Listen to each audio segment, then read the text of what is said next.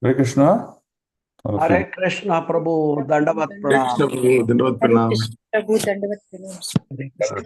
Prabhu, Dandavat Pranam Prabhu. Hare Krishna, Dandavat Pranam. Hare Krishna Prabhu, Dandavat Pranam. Hare Krishna, Dandavat Pranam. So we'll get started. Dandavat Pranam. Hare Krishna, Dandavat Pranam. Dandavat Pranam to all. Om Ajnanatimirandasya Jnananjanashalakaya Chakshurunmilitam Yena Tasmai Shri Gurave Namaha Shri Chaitanya Manobhistam Sthapitam Yena Bhutale Swayam Rupa Kadamayam Dadadi Swapadandikam Vandeham Shri Guru Shri Yuta Padakamalam Shri Gurum Vaishnavamscha Shri Rupam Sagrajatam Sakagana Raghunatanvitam Tam Sajivam Sadvaitam Savadutam Parijana Sahitam Krishna Chaitanya Devam Shri Radha Krishna Padam Sahagana Lalita Shri Vishakanvitamscha He Krishna Karuna Sindhu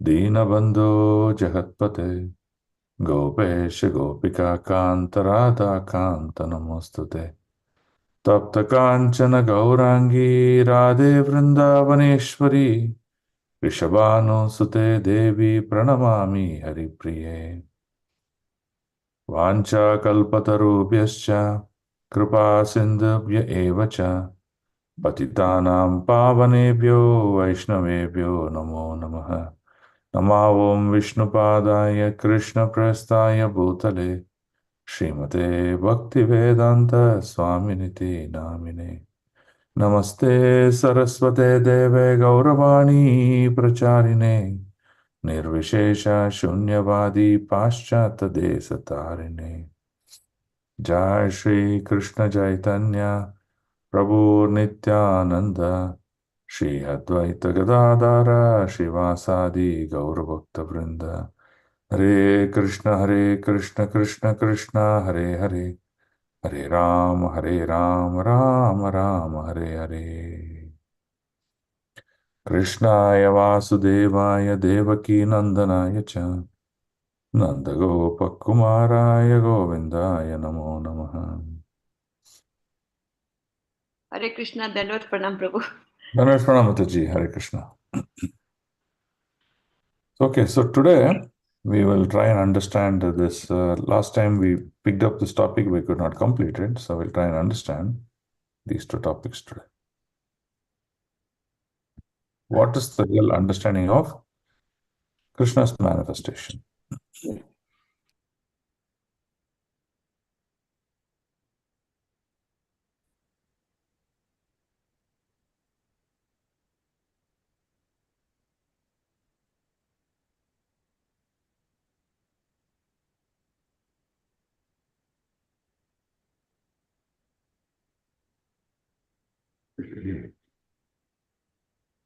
Okay.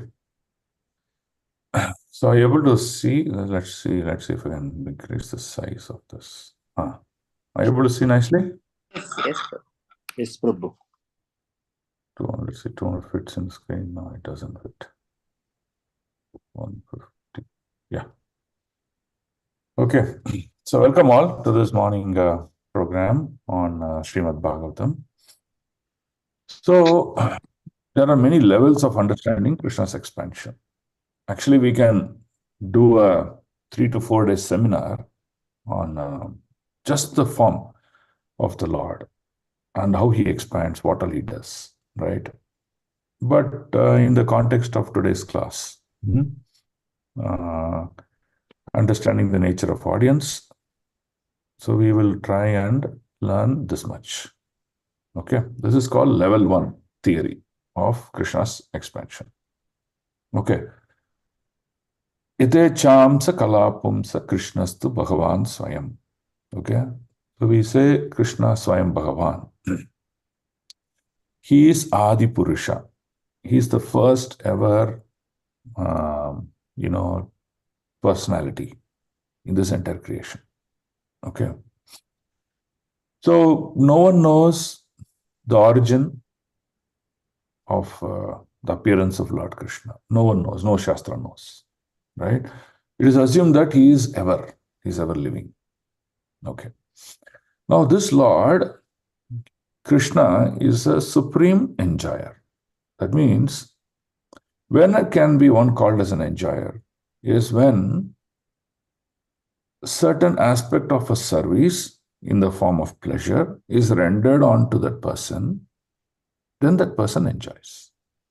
Okay, that's when you call yourself an enjoyer.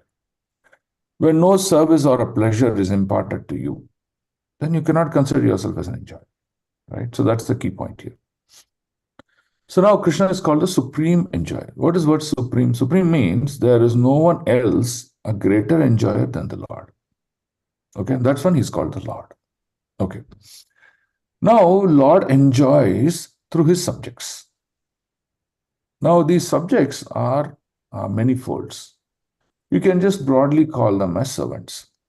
So when the servants serve that Lord, Supreme Lord,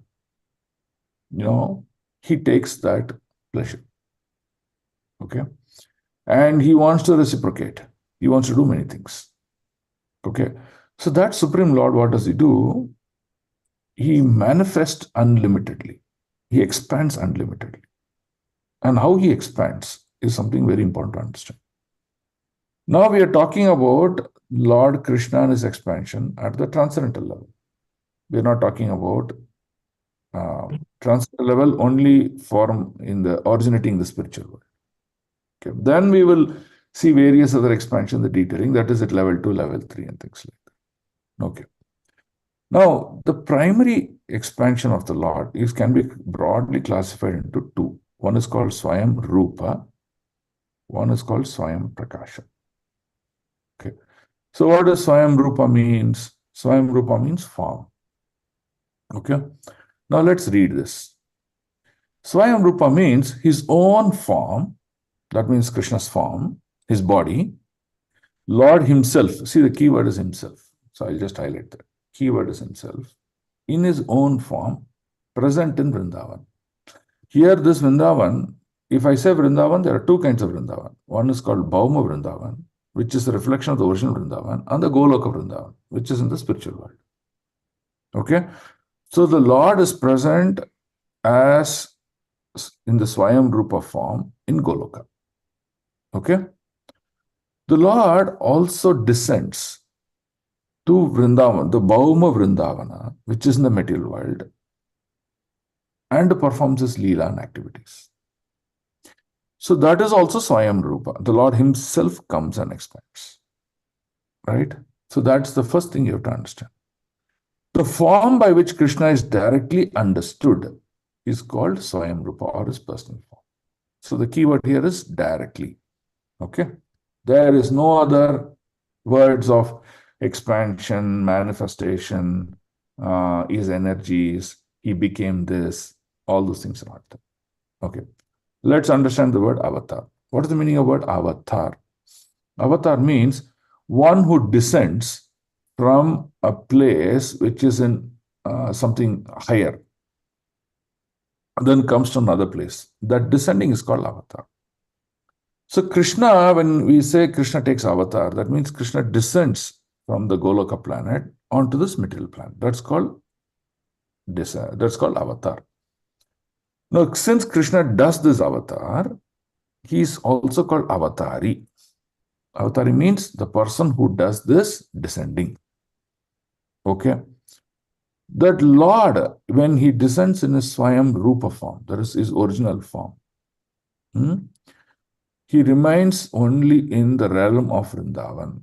He doesn't go out of Vrindavan. This is called Swayam Rupa. Okay, so far is clear? Okay. Yes, Prabhu.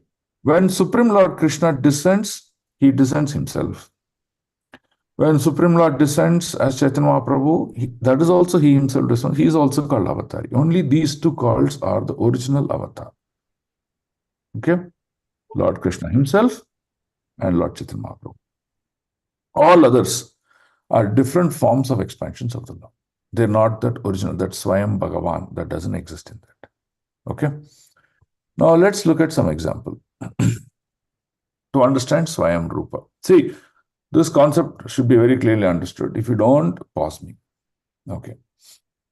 So there were a king by name King Bahulasva. Okay. And there was a Brahmana by name Shrutadeva. Okay. So one day what these people did, both of them, they came to Krishna and they invited, "Oh Krishna, please come along with your associates. We want to honor you. You should come to our place and you should benedict us. We want to please you, serve you, whatever it may be." They requested. Now, when this Brahmana requested to Krishna, within no matter of time, king also came and requested Krishna, "Please come." But what is the beauty was, both of them, they looked at the charts and they requested Krishna for the same date and same time, but in two different locations. Krishna agreed to be present in both places. So what it did? Krishna simultaneously, that Supreme Lord became two people.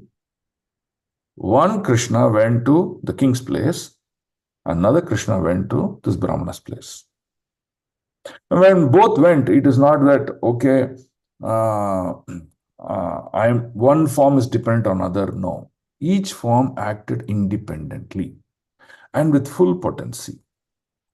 And the king thought, "Oh, Lord Krishna came only to my place. He's only with me." Similarly, the Brahmana also thought, "The Lord came only to my place and he's only with me."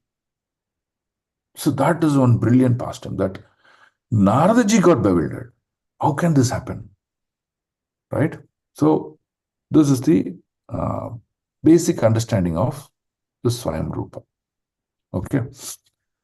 This form, this opulence means what? Opulence means this ability or this special power or the special feature is called Vaibhava Prakasha. Okay, this is as per the revealed scriptures. Okay. Now, to understand more examples, how does this happen?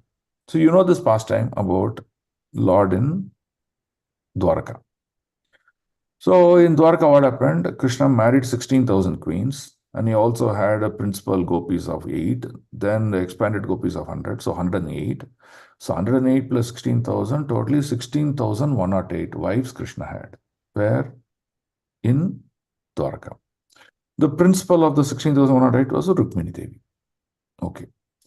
Now, what did happen to the 16,000 wives?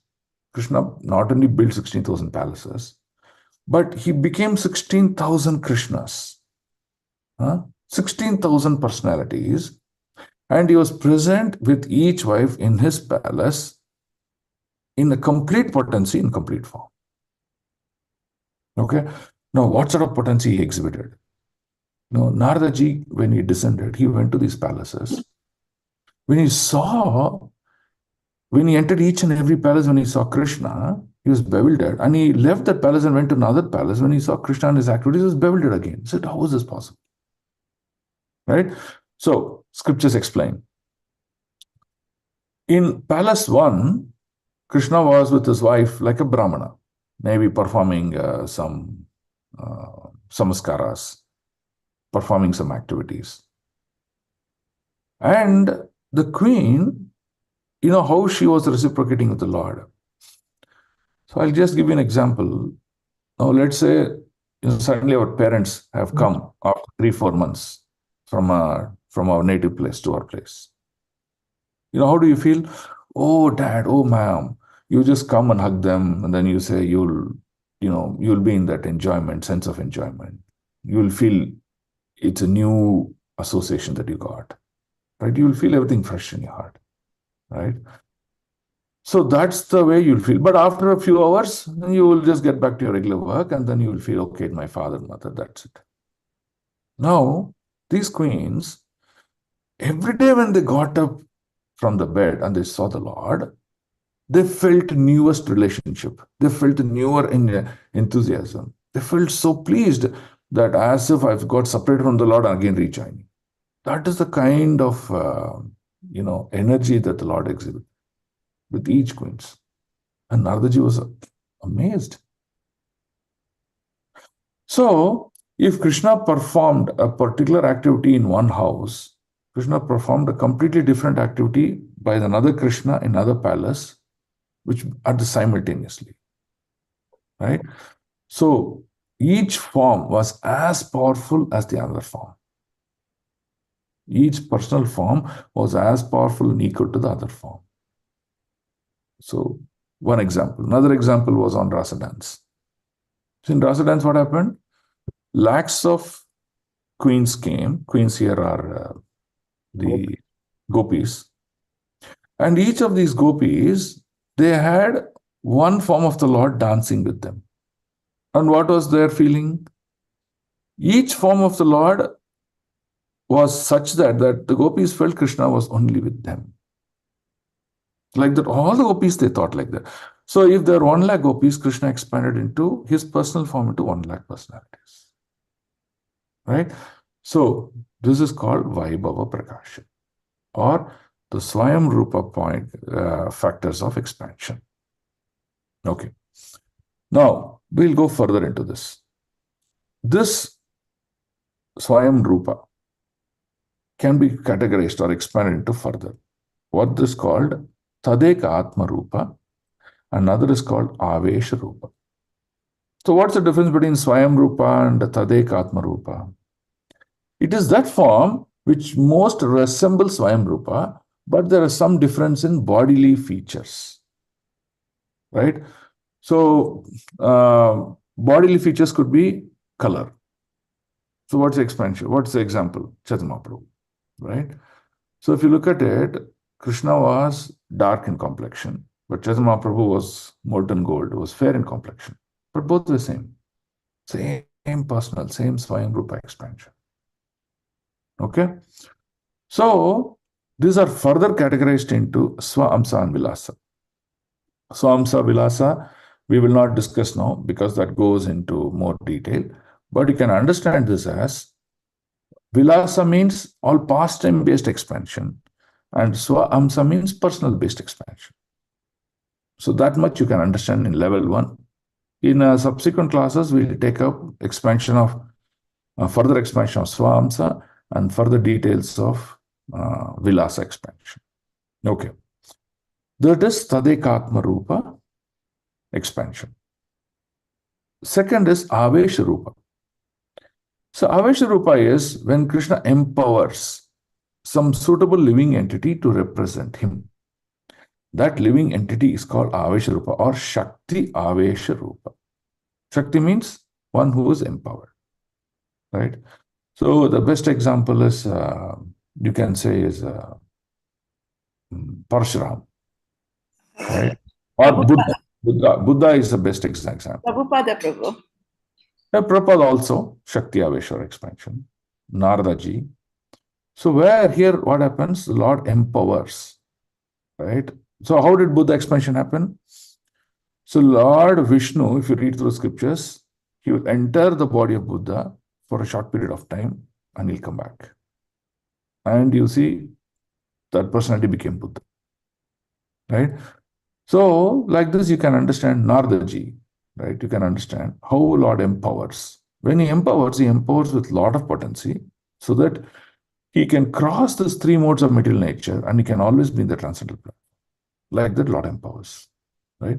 So, this is called the Swayam Rupa expansion of the Lord. Okay. Now, any question? So, we saw three examples. One is in the house of Brahmana. The another example you can take it is the 16,108 wives. He expands as 16,108 husbands. The third example we saw is Rasa dance. Even this example also you can take. When Brahmaji, the Brahma Vimohana Leela, when that happened, when Brahmaji took away all the cows, the calves, his friends, everything back to his Brahmaloka, Krishna expanded into all of those personalities. He himself expanded into many Gopakumaras, right?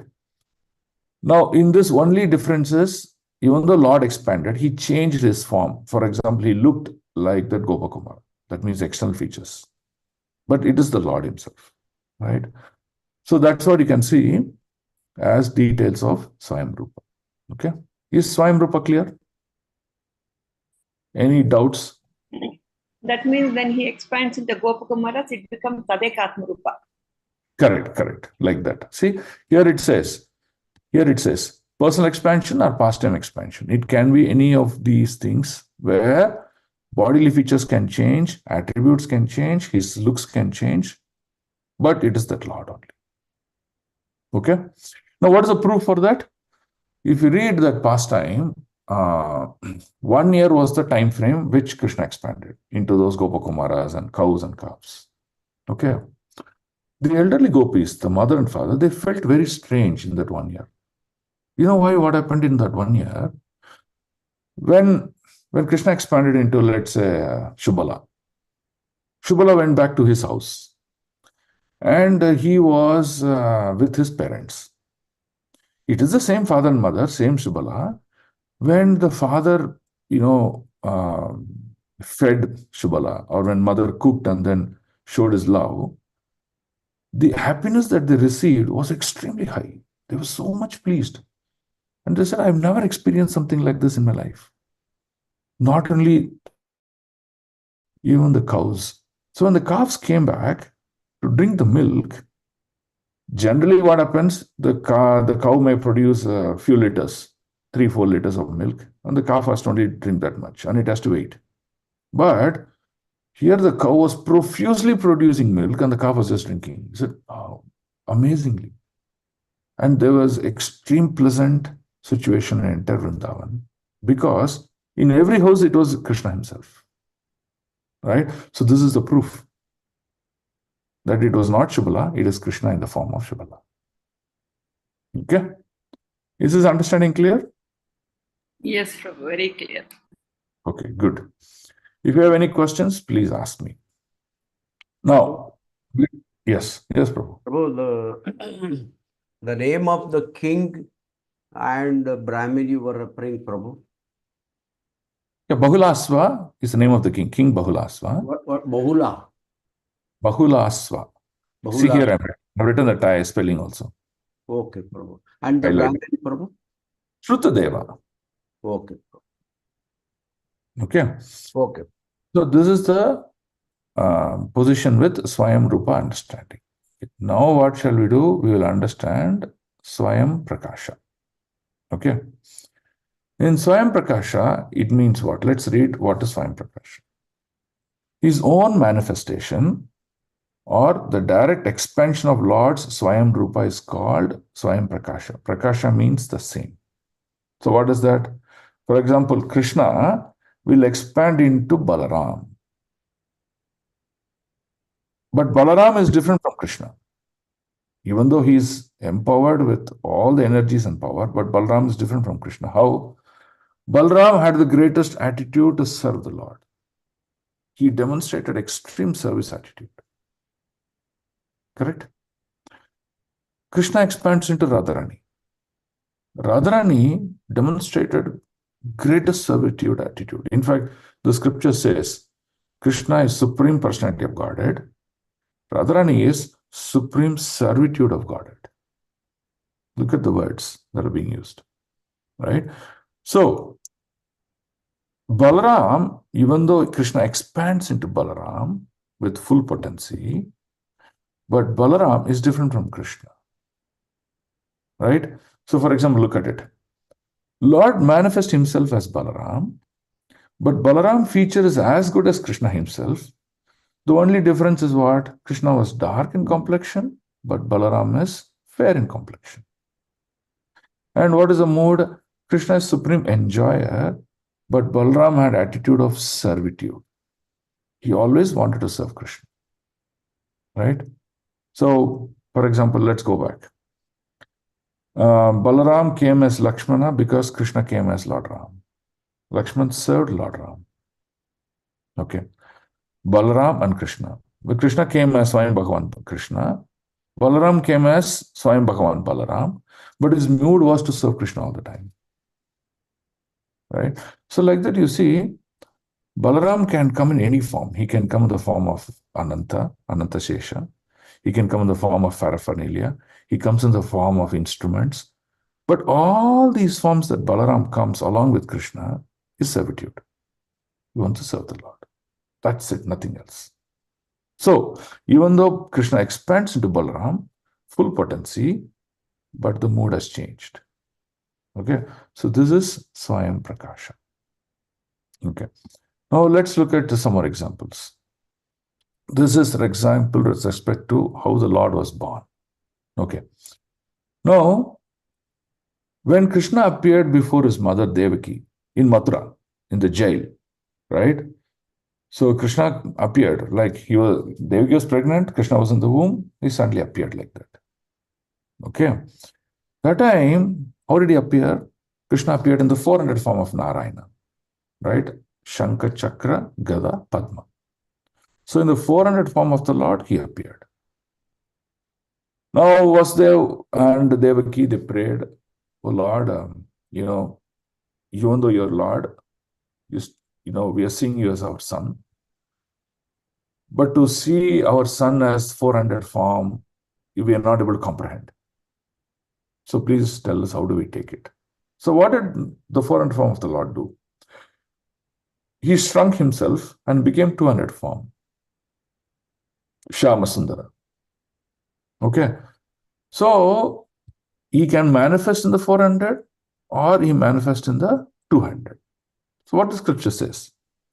The 200 form is called Vaibhava Prakasha and the 400 form is called Prabhava Prakasha. Okay, that means what? The Vaibhava Prakasha means original Lord himself, but Prabhava Prakasha means in a different form. Right? So that's what it means. Radharani is an example of Swayam Prakasha that we discussed, right? So this is the difference between Swayam Prakasha and Swayam Rupa. Swayam Prakasha manifests from Swayam Rupa. Okay. So is this basically what is clear? Yes. Is it clear? Oh, Radharani is what Prabhu is. She is Swayam Prakasha. Yes. Krishna expands through his energy. The Haladini potency of the Lord expands, and then that potency takes a form which is called Srimati Radharani. Okay. Now, Srimati Radharani, you can say, is non-different from Krishna in one way, but her mood is again servitude. She always pleases the Lord by her actions. She's always waiting for an opportunity to serve. Her mood is servitude, servitude, servitude. Right? Just like Balaram. Is this clear?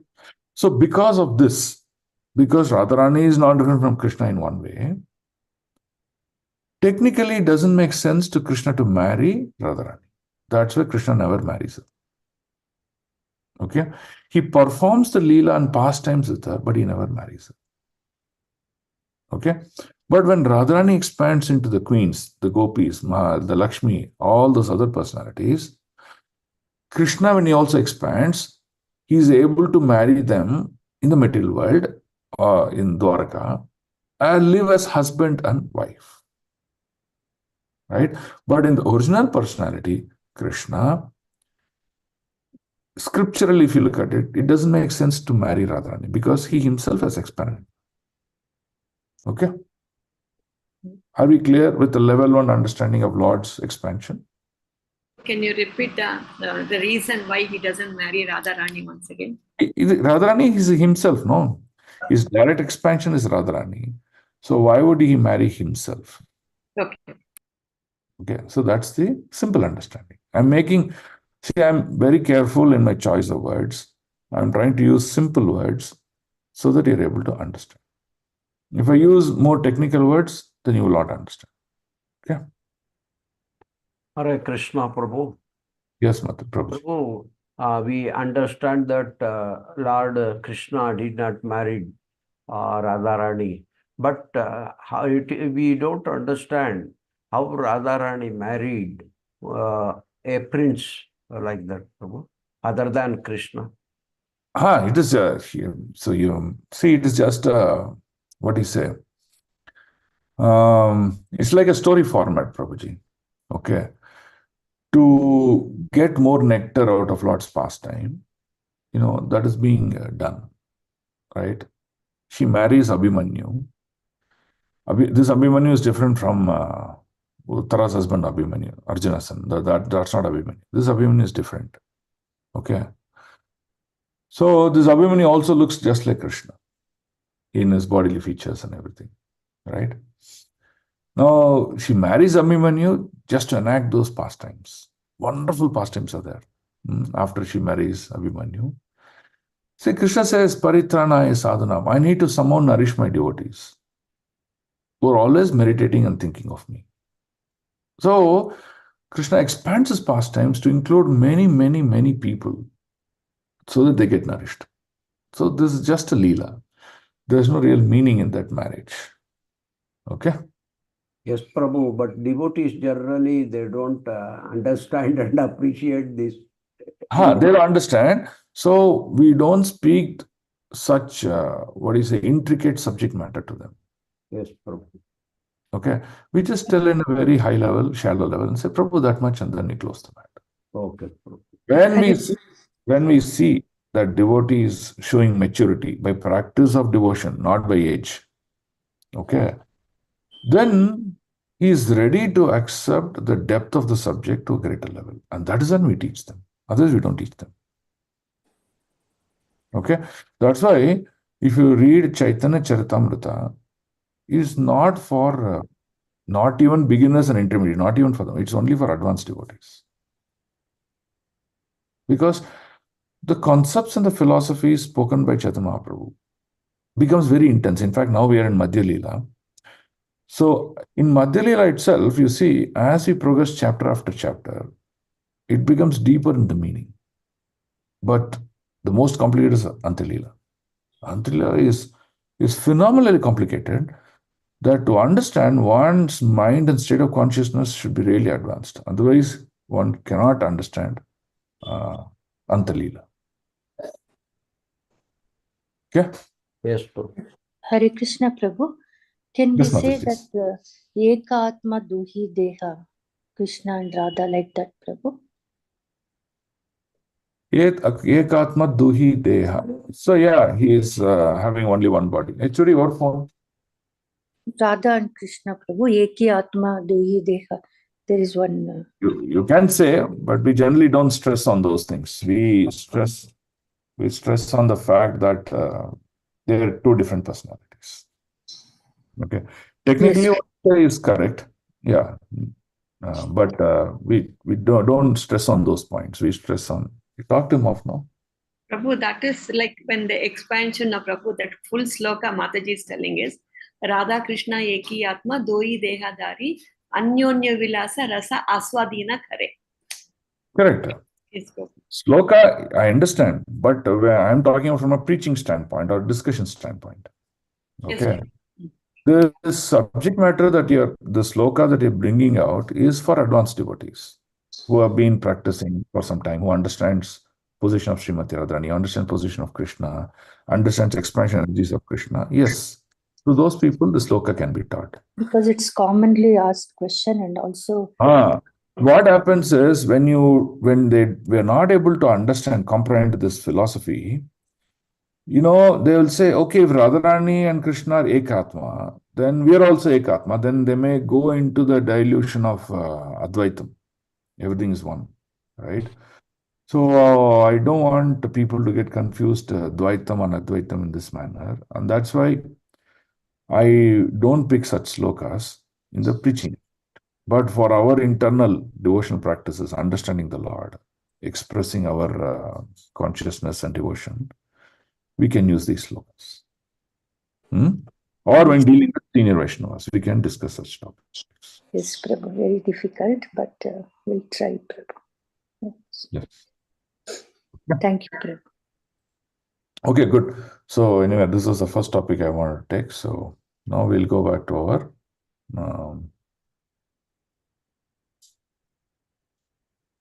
okay.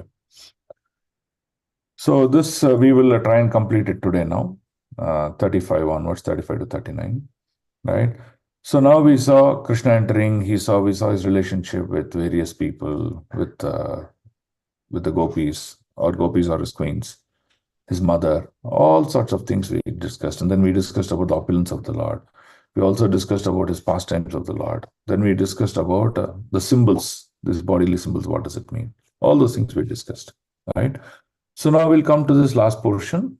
We will discuss this, and then we will go on to the next topic about appearance of Parikshit Maharaj. Okay, so 11.35. Prabhu, 31 onwards we should do. See, 31 you can read because it's very simple, So, for example, if you take 31, okay. So, maybe what we'll do is 31 to 35, we'll just read the translation for your understanding.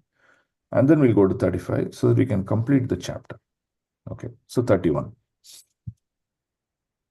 The queens of Lord Sri Krishna rejoiced within their minds to see their husbands home after a long period of time abroad.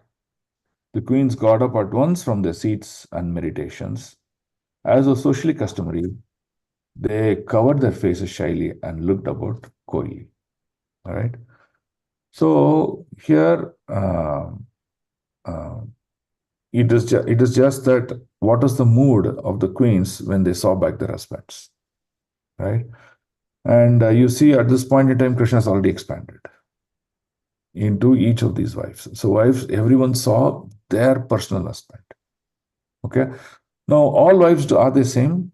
For example, you might have read many pastimes, right? Satyabhama, Jambavati, and Rukmani. Even though there are three principal wives of Krishna in Dwarka, do you think they were all same? No, they were different. So like that, 16,108 personalities were also different. And Krishna also became their husbands according to their mood and consciousness. So that's the point here. So each and every one, they were able to simultaneously express this gestures and gratitude with Krishna and then receive it back. That was the beauty of the Lord, right? So we saw this kind of potency in another pastime. Which pastime? Is Krishna coming to Mathura to kill Kamsa, right? So what happened at that time? When Krishna entered the palace of Kamsa, there were two great wrestlers, Chanur and Mushtika. And what they were trying to do? They were trying to drag Krishna into the wrestling match. And even though it was called a so-called match, but their point was they want to kill Krishna and Balaram. Okay. At the time, Prabhupada explains something very, very brilliant happened. In that arena, that wrestling arena, there were lakhs of people assembled. Even Vasudev and their family were also assembled there. Okay. And first of all, different age groups. Boys were there, elderly people were there, middle-aged, all sorts of people were there. Men and women were there. But apart from that, people in different moods of consciousness, goodness, passion, ignorance, mixed moods, all kinds were present. So if you see the combinations of people that are present, maybe unlimited. If there were 1 lakh people in the arena, there were 1 lakh different kinds of consciousness, 1 lakh different kinds of moods and gestures were present in that arena. Okay. Now, Prabhupada writes that when the fight between Krishna and those wrestlers happened, some people cheered, some people sang, some people in tears, some people in sadness, some people screamed, oh, they were so small boys, these Chandra Mushtika, they're looking like mountains, how it is an unfair match. But some were saying, oh, we know Krishna. Krishna killed all the demons and he killed the greatest Bakasura.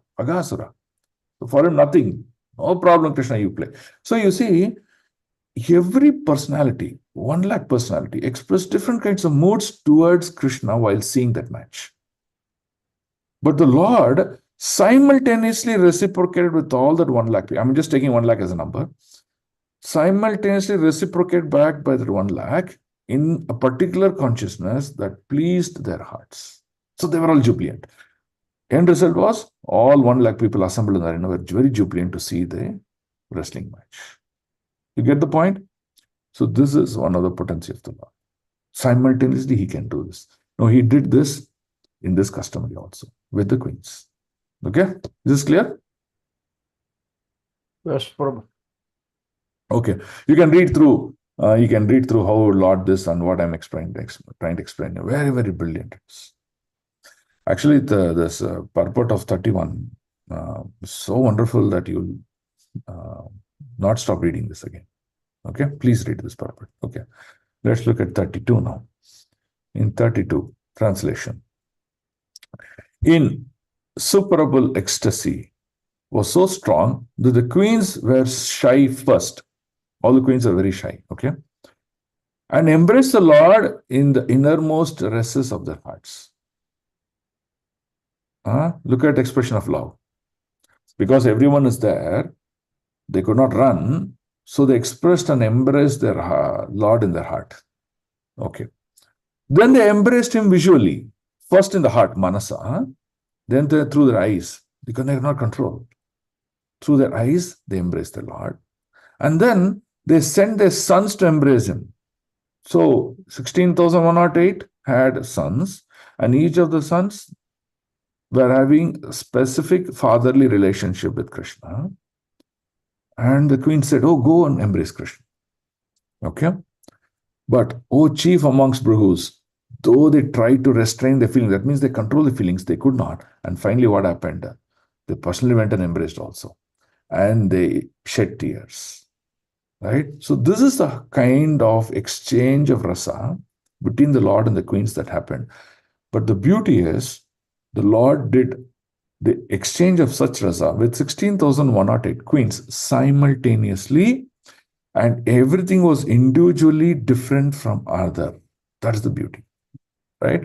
So now what we can do, now let's say there are 5 people. Let's say I'm coming from America. If there are 5, 6 people who came to see, one may be friend, another may be parents, another may be sister, brother, cousin, like that. But I can do only one at a time, right? Now that's the beauty. Okay, you're able to see the difference?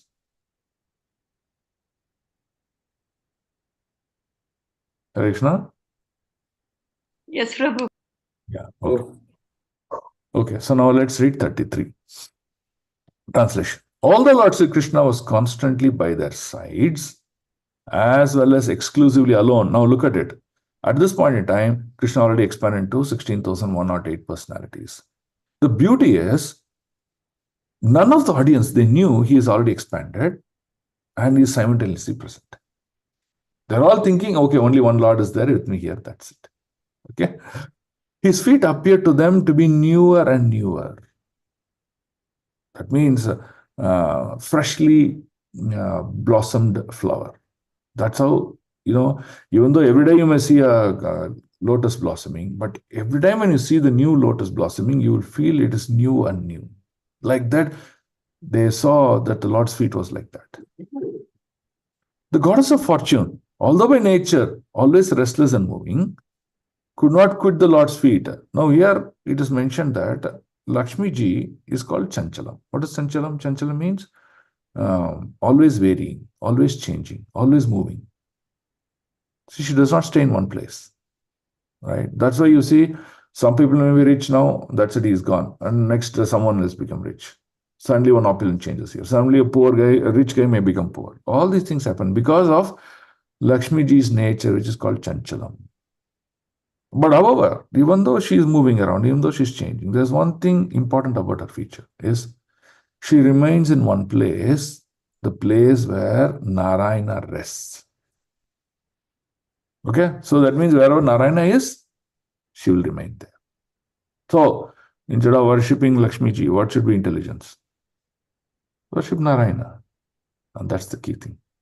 Okay, so that women can be detached from those feet, having once taken shelter of them. Right? So that's the key. So take shelter of Narayana and don't worry about Lakshmi Ji. She'll always be present in your shelter. I mean, you will be present in her shelter. Okay. So that's the expression here. That will make one extremely happy. One need not seek the moving goddess of fortune without the relation of the Lord. So, worship of Lakshmi Narayana is greater than worship of Lakshmi Ji. If you just worship Lakshmi Ji, she does not come as Lakshmi, she manifests as Maya Devi and then gives you opulence in the form of illusion. Okay, so that's the key here. Let's go to next sloka, 34. Till 35, I'm just going to read the translation. 35 onwards, we'll start. Okay? Yes. The Lord was pacified after killing those kings who were burdensome to the earth. They were puffed up with their military strength, their horses, elephants, chariots, infantry, etc. He himself was not a party in fight. He simply created hostility between the powerful administrators and they fought amongst them. He was like the wind which causes friction between bamboos to spark as fire. So the analogy is given as bamboos. So if you look at the bamboos in the forest, they would grow like a shrub, right? They would grow like sticks, but very close to each other. Okay? Maybe in one bamboo bunch, you can see maybe 100 bamboo sticks or 200 bamboo sticks. They'll be all close to each other. But when the wind blows, what happens? The bamboo sticks, they would rub against each other because the wind is blowing. And when they rub against each other, there is friction and causes fire. And during dry season, the entire bamboo shrub starts to burn. Okay? So now you can say, how did the bamboos catch fire? We don't know. But the wind is the cause which is invisible to our eyes. So similarly, in Mahabharata, what was the greatest objective of the Lord? Yada yada hi dharmasya glanirбhavati bharata. His point was that dharma has to be established. I don't want to fight with all these other meek people. You know the story of Muchikunda, right? Right? So there was this great demon king who had very powerful army. He came to attack Krishna in Dwarka. What Krishna did? He fled. He fled and then ran and then went to a big mountain cave. So this person, what did he do? He also said, okay, I will come and chase you and I will not spare you. So he also came chasing into the cave. So who was sleeping there? Muchikunda was sleeping. And then what was his empowerment? He was empowered that is anyone who's been woken up, who wake him up from sleep and whom he sees first, he'll burn them into ashes. That's the benediction he got. So when Krishna entered, what he did, he entered the cave and then he disappeared. But this Muchikanda was lying there with a blanket or what it may be in deep sleep. So this demon, what he do? He came and thinking that it is Krishna is about to kill him, just woke him up. So out of anger, Muchikanda opened his eyes and saw this demon and then he burnt him to ashes. Right? Now, did Krishna kill him? No. Krishna benedicted the empowerment of Muchikunda and his generations of family. And he also performed the entire pastime. Similarly, you take Mahabharata. Mahabharata, what happened? Did Krishna fight the war? He didn't fight the war. He ensured that the kings fought among themselves and all these other kings were completely eradicated out of the system. That's the understanding here. Okay. So, whenever we become puffed up with pride, not understanding our duty, but crossing over others, you see, the Lord will enact yada yada hi dharmasya. That's the point to understand. In Dwapara Yuga, what happened? The kings became very powerful. The military strength of every king became very powerful and they got puffed up. They were not ready to take the advice of the Brahmanas, the ministers. So, when the brain, which is a realized brain, which is the Brahmanical class, is not working and they're ill-treated, but the administrative class, the shoulders, the war, the fight, the prowessness is going to now become very powerful. That is not good. So the kings will have to work under the guidance of the Brahmanas. They cannot work independently. So hence Krishna said, okay, it's time to remove these kings. The kings are grossly represented in consciousness by Duryodhana. Said, Duryodhana, why you should live? Because you're disrespectful. You don't appreciate the Brahmanas. You don't hear from them. Because of you, all the king's men, the citizens are the one who are suffering. So hence you need to be removed. I don't want to remove you. Because if I remove you, will get liberated. So I'll ensure that someone else removes you, and that's the system of arrangement. That's what Lord does. Okay? Is this loka clear? Yes, Prabhu. Okay. So now we'll come to 35. Okay. Sa esha nara lokesmin avatiranaha swamayaya remestri ratna kutasto bhagavan prakrito yatha. Look at this translation. Very beautiful. This is 35. That Supreme Person of Godhead, Sri Krishna, out of his causeless mercy, appeared on this planet by his internal potency and enjoyed himself among the competent women as if he were engaging in mundane affairs. Okay? So this is the next part of Lord Krishna coming onto this world. Now, when Lord Krishna came to this world,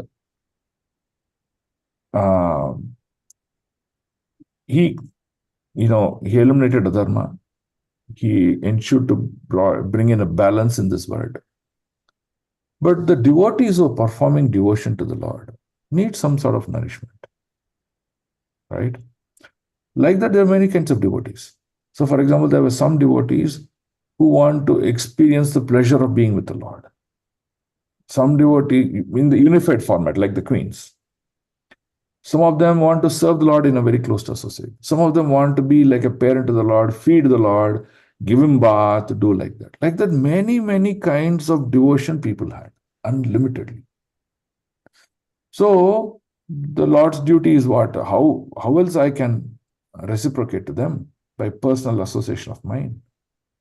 So, the Lord, what he did, he expanded and performed various leelas. In every situation of leela, Lord brought in these people to part of his associates and performed this leela.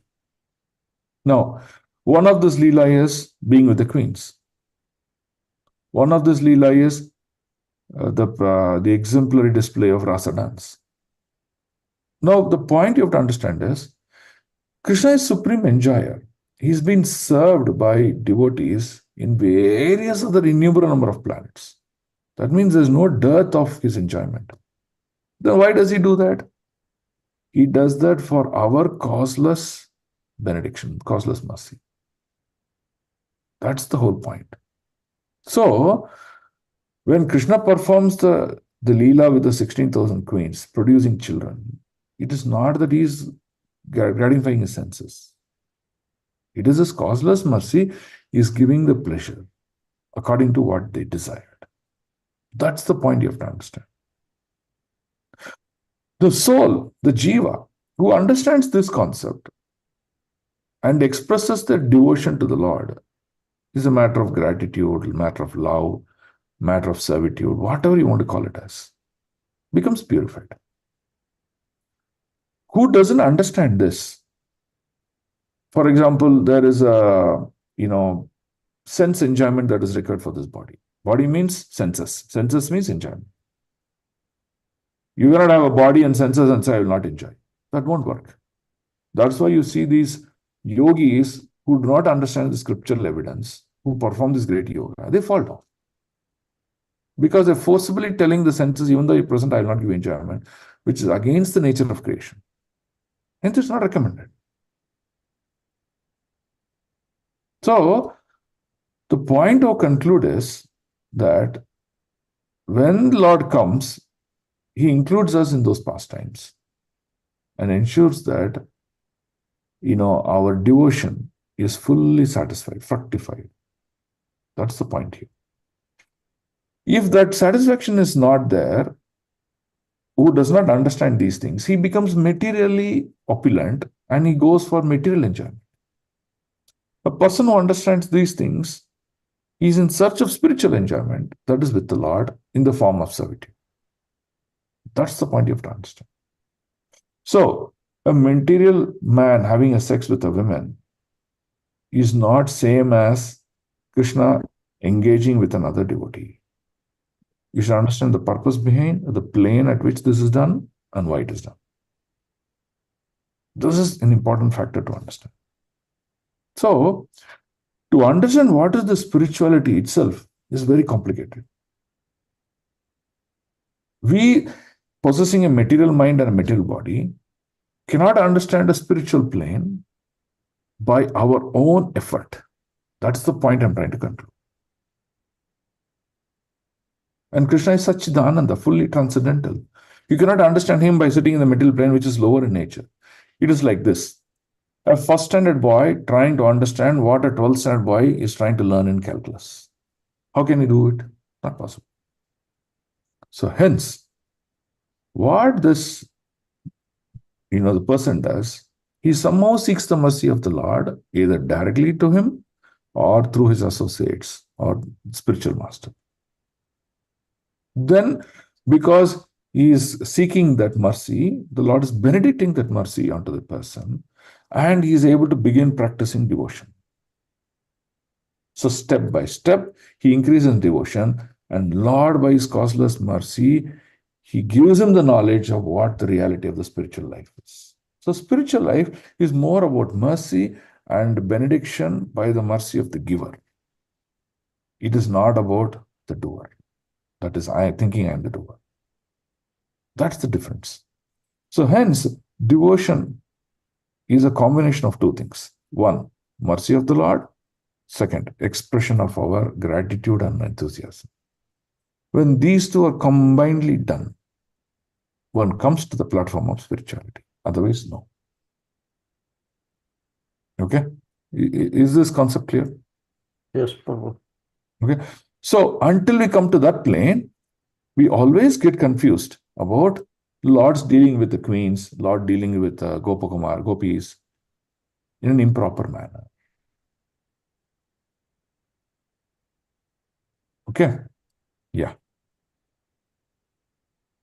Okay, so let's go to 36 sloka. Uddama bhava pishunamala valguhasa vridava loka nihito madano abhyasham sammuya chapam ajahat pramado tamasta yashendriyam vimatitum kuhakaina se kuhu. Translation.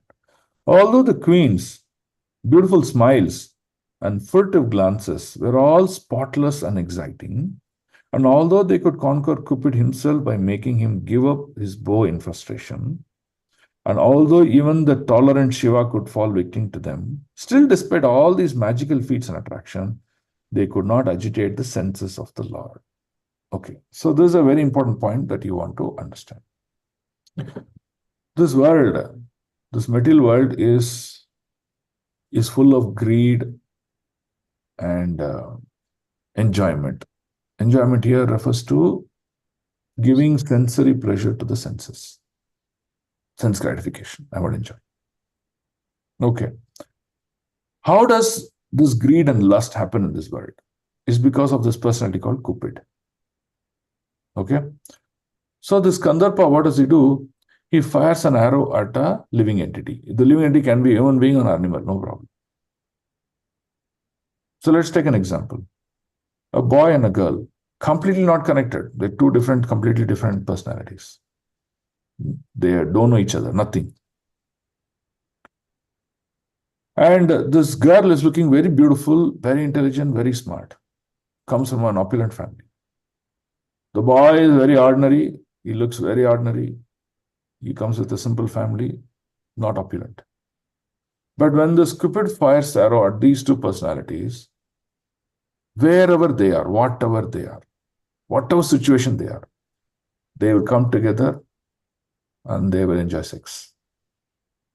This is the beauty, power of Cupid. You may be several times wondering, hey, how can you marry her? She's no match to you. She's not eligible to you. But the Cupid has played the role. So, this Cupid can control any living entity in this world by doing this action. And why Cupid does that? He looks at the karma of this person. Oh, okay, he's supposed to be with such a personality. He'll fire the arrow and that's it. They will get to be together. And they'll enjoy, suffer. Whatever happens to them, all happens because of this. So this Cupid plays this role. That means by his arrow, he can attract anyone. There are many pastimes about Cupid. So we'll not discuss those pastimes. So now, this Cupid, even though he's like that, he could not agitate the senses of the Lord. Even though he fired at any of these women, they could not, even though they expressed this one, the Lord's senses are not agitated. So that means to clearly say, the Lord is above these three modes of nature at all circumstances and all situations. The Lord cannot be agitated. We have to be agitated. That's why his Lord is called Atmaram. So, great examples we can give. Rishamitra, fantastic Rishi. The amount of renunciant, the amount of tapasya he can perform, no one else can perform. But he fell for Menaka. You see? Saubhariya Muni, he was underwater and he performed underwater tapasya which no one could do. But when the Cupid fired, he got his senses agitated because he saw two fish mating each other. And when he came, he expanded to 10 personalities and then said, I want to have that much of enjoyment with your queens, like that he did. You see? You see the power. So this is the difference between a person in the material world, which cannot be compared to the transcendental portion of the world. Okay? So, the biggest conclusion out of all these things is, even though Krishna performed rasa dance, even though Krishna expanded into 16,000 husbands, it is not that he is doing it for his sensory pleasure. Is what the conclusion you have to understand. He is beyond all these things. Okay? So this is what is being explained here in many, many examples. You can take this and you can read the purport. These purports from 28 of this chapter until 39, very, very brilliant purports. If you want to understand the Lord more deeper, please read the purports once, twice, thrice, slowly. And immediately, retrospect. Think, okay, what this could have happened, what that could have happened, what is this, why Prabhupada is saying that? You will be an excellent Pandita. Okay? Shall we move forward? Yes, Prabhu. Okay, sloka number 37. See, there are only two more slokas, 38, 39. Okay. So we'll finish 37, 38, 39 because next week we want to start Parikshit Maharaj pastimes. Okay. So in another 5-10 minutes, please bear with me. 37. Tayam anyam anyate loko ki asangam api sanginam atmau Atmaupamayena manujam vyaprinvanam yato buddha. Translation. The common materialistic conditioned soul speculates that the Lord is one of them. Out of their ignorance, they think that the Lord is affected by matter, although he is unattached. Avajananti mamoda manushan manum. So what does Krishna say is that people who do not understand my transcendental form, they think that I am also one among them, one among the men.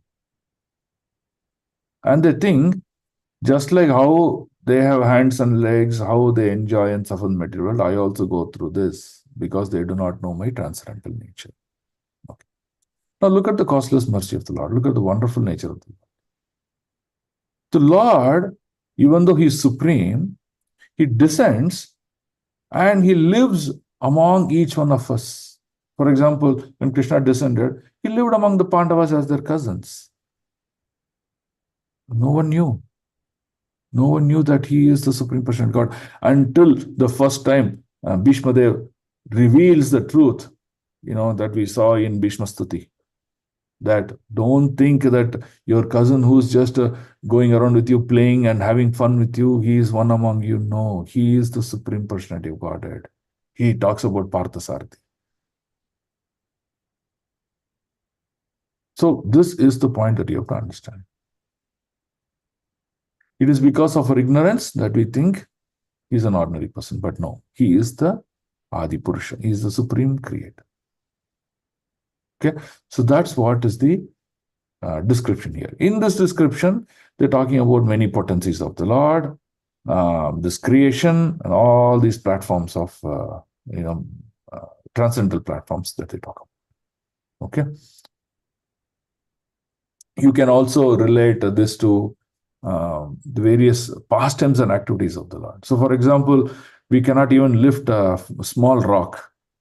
Even though if we lift it, we cannot hold it for more than 2-3 minutes, not even 1 or 2 minutes also. Right? Whoever it may be. Yogis, they can expand maximum into, 9-10 people. But look at Krishna's expansion. And when they expand, it is not that they can do various activities simultaneously. But look at Krishna's expansion and then how he did various activities simultaneously. Like that, you can see the entire 10th canto of Srimad Bhagavatam, very unique about the Lord. When Vasudeva prayed, how can I see 400 forms of the Lord? He became 200 forms of the Lord. Can anyone do that? Krishna lifted the Govardhan hill, which is miles together in height, width, and breadth. And he held it for 7 days and 7 nights. Can anyone do that? Not possible. So now you can understand, even though he looks like a small boy, even though he kept his father's chappal in his head and that demonstrated humility as a great son to his father, you cannot think that he is one among you. That's the point to complete. Okay? 38. Yetad ishanam ishasya prakirtisto apitat gunai na yujyate sadatmastair yata buddhistadashraya. Translation. This is the divinity of the personality of Godhead.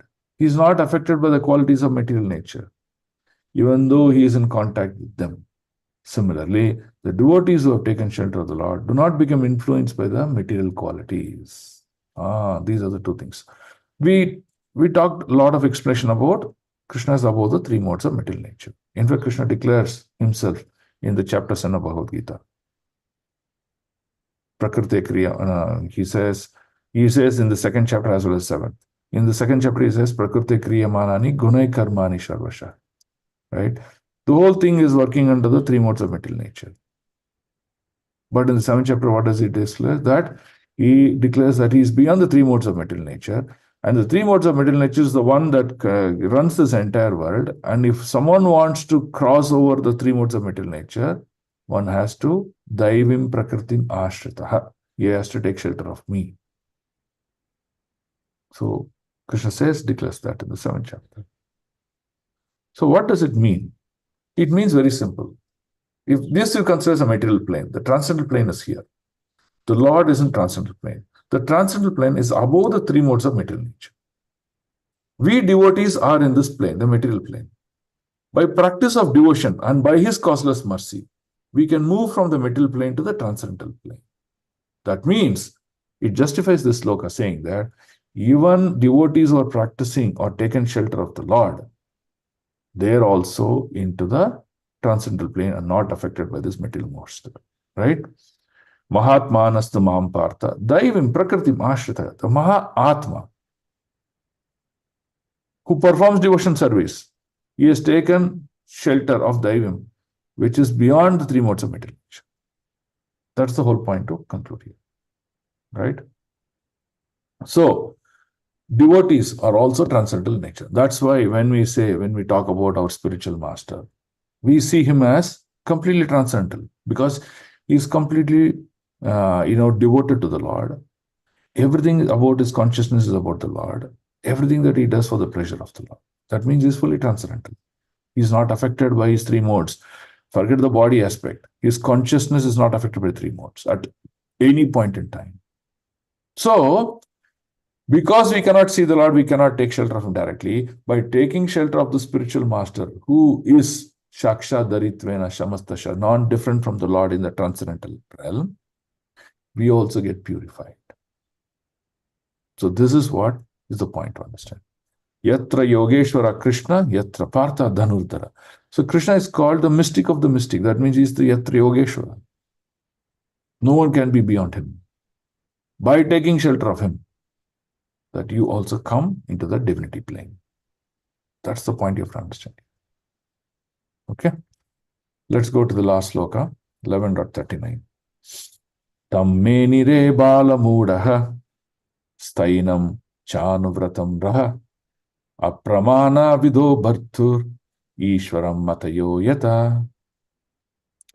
The simple and delicate woman truly thought that Lord Krishna, their beloved husband, followed them and was dominated by them.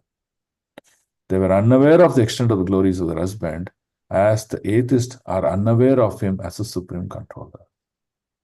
So this is also, in one way, the potency of Yogamaya.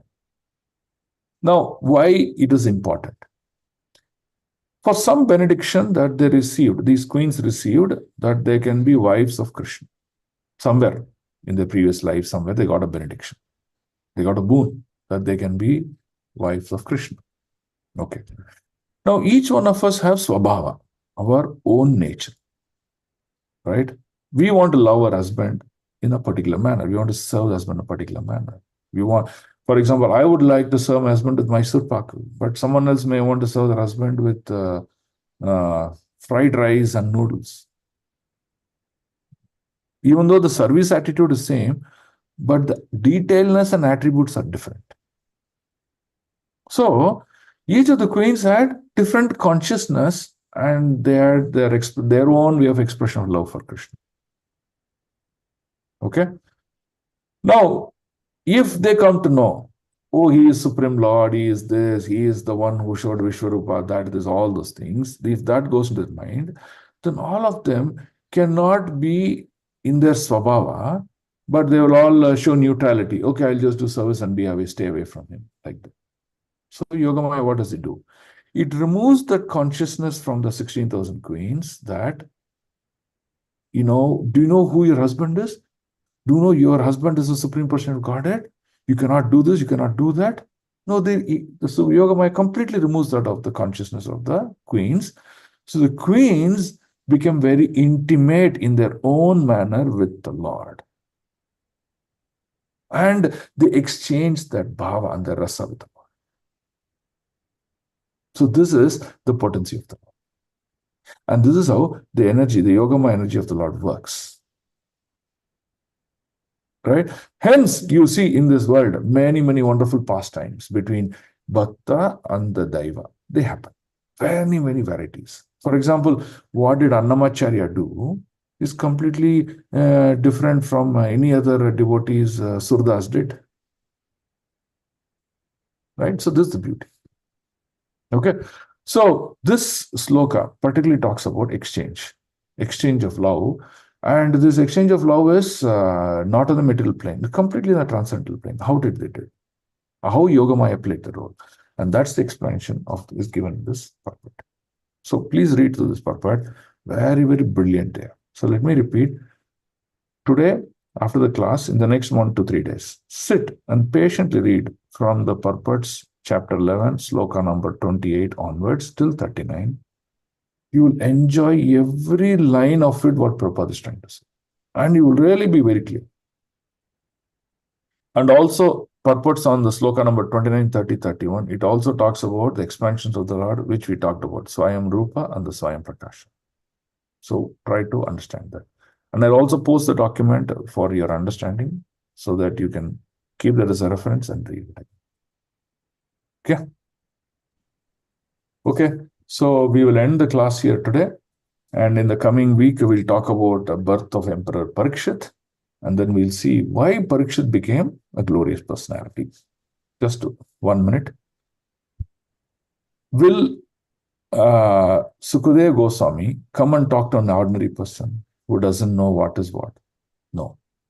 If Sukadeva Goswami is ready to spend time for 7 days, 7 nights with someone, the bank of Ganges, and when Sukadeva Goswami is speaking, many great personalities, including Brahmaji, including Vyasdev, his own father, they were all assembled in that arena and then hearing. What should be the position and status of Parikshit? He is not an ordinary king. He is a really phenomenally realized superior king. That is why Parikshit got the opportunity to hear from Sukadeva Goswami. So the position of Sukadeva Goswami is wonderful. The position of Parikshit also is wonderful. So hence Srimad Bhagavatam, in the past chapters we talked about glories of Sukadeva Goswami. Srimad Bhagavatam dedicates this chapter for the glories and the life of Parikshit Maharaj and the rishis of Shaunak, the Shaunaka rishis of Naimisharanya. They want to hear what is that position of Parikshit that he is able to hear Srimad Bhagavatam, all the glories of these things. So please explain this. And hence this chapter became prominent. So in the next few weeks, 2-3 weeks, we'll discuss about the entire life and pastimes of Parikshit Maharaj in a very detailed manner. And we'll also go through these slokas. As we go through slokas, then and there I'll talk about various pastimes so that you can understand the whole thing. Okay? So we'll end the class. Any questions? We'll take it up. Yeah. Thank you for the wonderful class, Prabhu. One small doubt of this thing, Prabhu. Out of the 16,100 queens abducted by Narakasura, 8 were the principal queens, no, Prabhu? Yes, 8. No, the first principal queen are Lalita and Vishaka, the 2 of them. Okay, Prabhu. And then that expands into 8. That is become principal queens. Like you go to Ashtasakis, right? You go to Vrindavan or Mayapur, you'll see Ashtasakis. Ashtasakis are like Lalita, Vishaka, Champaklata, Tungavidya, Rangadevi, Sudevi, Chitradevi, Chitra, like that, Induleka. So these are the 8 queens that are called principal queens. These principal queens, 8 of them, they expand into 100. So 8 plus 100, 108. Right? And that is why we have 108 Upanishads. We have 108 beads. We have everything 108 is because of these 108 gopis. And from these 108 gopis become lakhs and lakhs of many other gopis who get themselves into performance of devotion.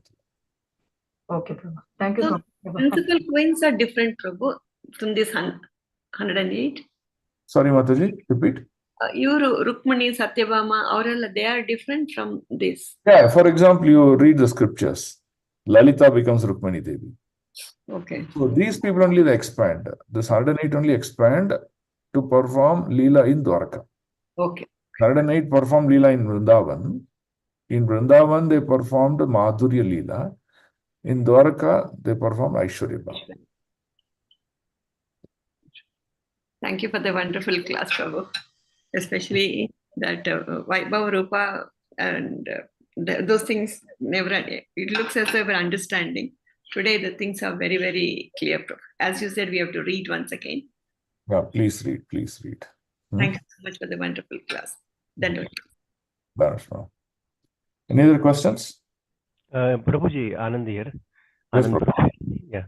So regarding that example, Cupid example you told, Krishna is not under Maya because so that Cupid, any arrow or whatever Cupid's is not working on the Krishna. So my question is, when Shiva was in the meditation and on the when he fired the arrow on Shiva. Yeah, Indra told Kamdev to fire the arrow on Shiva, and then he burned him, and Shiva burned him, and Pradyumna is the son of the Krishna who comes back as a Kamdev. So Shiva is also is above the Maya or not? That is my question. Okay, so you took this example to understand Shiva's position. Now, what happened? I'll just finish that pastime. So Krishna burns Cupid into ashes, and Krishna gives him protection, and then he is born as Pradyumna to Krishna himself. Okay, so that ends that pastime. Now, go back to the pastime of Mohini avatar. Okay, so in Mohini avatar, what happened? the Mohini avatar was, what do you say, the beauty of the Lord and the dance and various aspects of the Lord was so phenomenal. Lord Shiva fell for it. Okay. Lord Shiva fell for it, right? Yes, yes. So you see, Shiva is Dhira. Shiva is, topmost of all the Vaishnavas. He cannot be disturbed by any of the three modes of material nature. But still, he is subject to be under the position of the Lord. That's what you have to understand. Okay. Okay. If Shiva did not fall for Mohini, then I would take an argument in a different manner. But Shiva fell for Mohini. That means, even though Shiva is beyond the three modes of nature, he is not affected by three modes of nature, but still, you see, Lord Krishna in the Mohini avatar, he was able to make Shiva fall for him. Yeah, correct. So that's this makes us to understand the difference between position of Shiva and Krishna, where Lord Shiva is always meditating on the Lord, the Supreme Lord Krishna, in his meditative posture. And who's Lord Shiva? He is the 11th Raudra expansion. And what are the 11 Raudras expansion? 11 Raudras expansion are Lord Shiva in the spiritual world, who expands into 11 Raudras, and the 11th Raudra expands into Lord Shiva, that whom we worship in this current material world. And who is Sadashiva? Sadashiva is one of the Leela avatar of the Lord, Supreme Lord Krishna. He expands when Krishna does the fourth quadruple expansion, the second quadruple expansion. So, second quadruple expansion, one of the expansion of Vasudeva is Sadashiva, and that Sadashiva, the reflection is Raudra. The 11th Raudra is Lord Shiva, who is in this material world. Okay? So, Shiva is also not ordinary person. He is beyond these three modes of material nature. The purpose of such expansion of Lord Shiva is anything that is created will be maintained for some period of time, will also has to be destroyed. And the destruction process is the personality where Lord Shiva exists, and he does. Now, while Lord Shiva takes the responsibility of destroying this material world by his Rudra Tandava, Lord's wife, consort, who is Vimala Devi or Parvati, we can call it as, she has many, many expansions. Parvati Devi has many, Vaishnava Devi, all those things are Parvati expansion. Now, who? Durga Devi. Now, who is Parvati Devi? She is the physical personification of three modes of material nature: goodness, passion, ignorance. So, the three gunas has a personal form, and that is this Devi. So, Devi is consort of Lord Shiva. So, consort means what? Consort means who's subservient to the husband. So, that means Shiva is above the three modes of meditation. Okay. Is it clear, Prabhu? Yeah, correct. Yeah, understood. Yeah, that's the position of Lord Shiva. So, Shiva is a great personality. He's a great Vaishnava. One should worship Lord Shiva in the mood of, oh, you're a great Vaishnava. Please give me Krishna Bhakti. Please take me to love of Godhead. Please give me the highest transcendental position. Then Shiva is so happy to benedict that on you. Okay, that's the point. Yeah, Okay. Hare Krishna, Prabhu. Yes, Prabhu. Prabhu, on the day of Jagannath Rath Yatra, it Huh. was so pleasing to hear the wonderful lecture, Prabhu. I am very thankful. But I have one doubt and question. In this material world, everyone is affected by the arrows of Cupid. Yes. But in Goloka Vrindavana, the men are very well built. The women, devotees, they are very beautiful. In spite of that, both of them, their only goal is to serve the Lord. There, the Cupid arrows are not working, Prabhu. No, Cupid is a person in the material world. Only confined to material world. Yeah. It doesn't, that's what it says, no. Once you go beyond the three modes of material nature, the arrows of Cupid do not bother you. Thank you, Prabhu. Prabhu, Hare Krishna, Prabhu. It may exist in a different form in the spiritual world, but that Cupid is not lust. The Cupid is to increase the pleasure of your service attitude and your relationship with the Lord. That's it. It is not lusty. That's the point you have to understand. Yes, Prabhu. Thank you, Prabhu. Yes, Mataji. Prabhu, at Mathura, the four-handed form in the jail was Prabhava Prakasha, you said, Prabhu. And the two-handed form was Vaibhava. 400 form is Vaibhava Prakasha. Vaibhava. When the And, 200 form is Prabhava Prakasha. Yes, Prabhu. But now a doubt came for me. At Kurukshetra, can we call him as Prabhava Prakasha? Yeah, because the Lord expanded into Vasudeva Krishna, and his mood is not like what is there in Vrindavan. His mood is more about administration, materially handling people, the more karmic in nature. Oh, Adharma, you have to kill him. Okay. So it was that mood. So you see, Lord expanded into a personality in order to handle the material affairs of the world. Okay. Okay, Prabhu, Mataji? Yes, Prabhu. Thank you so much, Prabhu. Hare Krishna. Now you're all becoming scholarly now. Only because of you giving this knowledge, and it is little at least, Prabhu, nowadays. And thank you for your mercy also, Prabhu. That is also important, no, Prabhu. Prabhupada's mercy is all with you. Prabhupada's mercy will take you to everywhere. That is the most important thing. Okay? Yes, Prabhu. Thank you so much, Prabhu. Hare Krishna.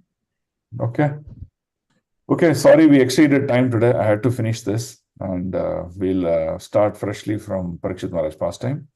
So next week is going to be very interesting. We'll go through the details of the story of Parikshit Maharaj pastime. Then we'll understand the real position of Parikshit Maharaj. Then we'll move forward like that. Okay? Sure. Okay. Thank you. Grandhara Srimad Bhagavatam ki jai, Srila Prabhupada ki jai, Gurudev ki jai, Nitai Gaur Premanande.